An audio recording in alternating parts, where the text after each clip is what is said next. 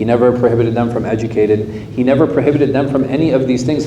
Even Ummahatul Mu'mineen, they had major leadership roles in the religion in terms of, if we wanted to find about the public life of the Prophet ﷺ, who could we ask?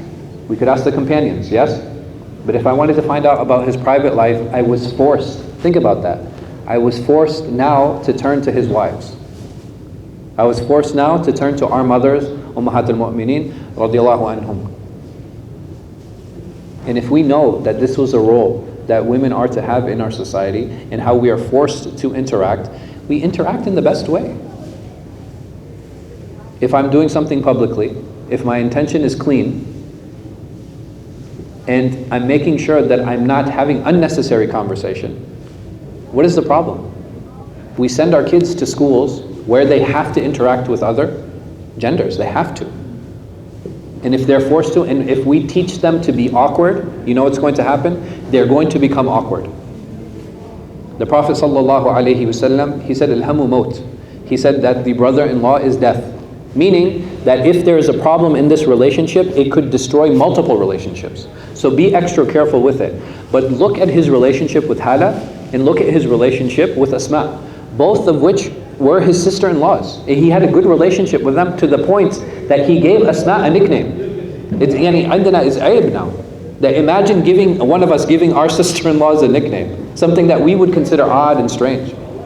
But this was the friendly relationship that he ﷺ had with them to show us that normalizing these relationships and being normal with one another, this is completely fine, because we cannot exclude, we can't.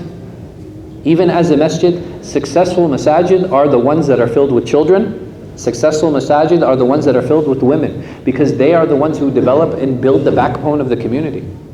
As men, most of us, we still are the cultural and religious caretakers of our homes. And if we are the ones who are the cultural caretakers and the religious caretakers, and we have to do all of these things, how is it possible that we are financing all of these programs and we're volunteering in them? Wallahi, it's very difficult. We have to be realistic with ourselves religiously, we have to be realistic with ourselves socially, we have to be realistic with ourselves spiritually even.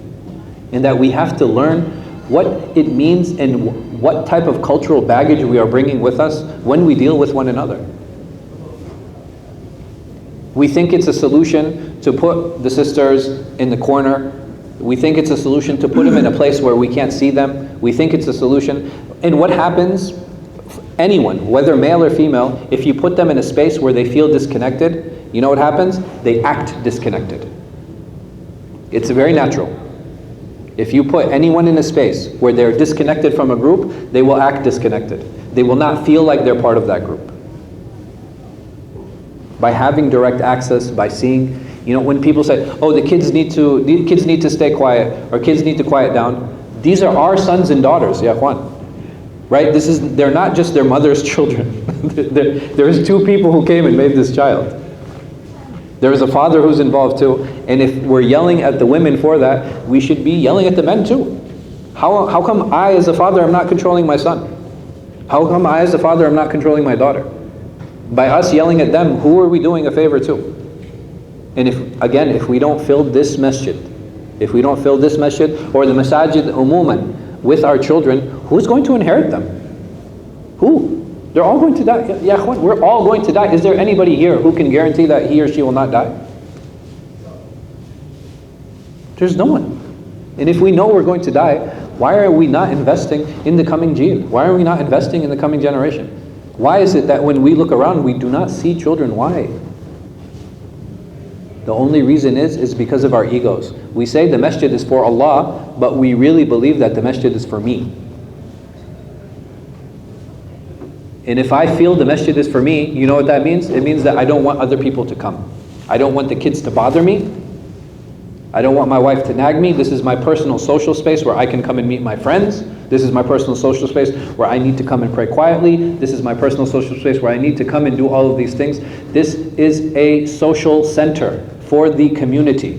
If I want to have a personal, intimate relationship with Allah, Allah has given me that choice, and that choice is the Qiyamul Layl, which I can do in the dark, which I can do in my room, which I can do in quiet. All of those things I'm asking for, Allah has already given me a means for it. And if I want to learn how to be part of a community, I have to learn how to tolerate all of those things. I have to. I'm obligated to. If I cannot tolerate a child's sound, there is one of two problems. Either I forgot that I was a child at one time and I used to make noise, or I've never had children. It's only one of these two, or a combination of the two. وَهَذَا رَأْسُ الْكِبْرِ. هَذَا عَيْنُ الْكِبْرِ. This is exactly what arrogance is.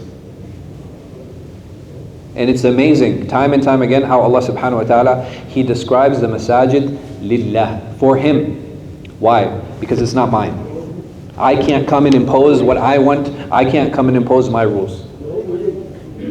This is meant to be a community center, and if we understand it to be a community center, we have to learn how to deal with one another. We have to learn how to deal with our children. We have to learn how to deal with our women. And something that I will stress also, the women need to learn how to deal with us. Relationships are never one way. They're not.